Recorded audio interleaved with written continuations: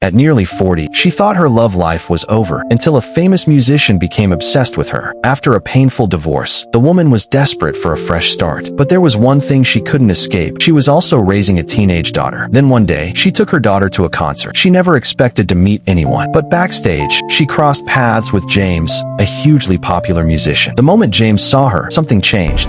Do you mind? He was surrounded by younger women and thousands of screaming fans. Yet somehow, he couldn't take his eyes off her. They talked briefly. Then James had to go on stage. As he performed, the woman watched from the crowd. But while everyone else was focused on the superstar, James kept looking back at her, and she couldn't understand why. Days later, she was working alone in her studio when someone unexpectedly walked through the door.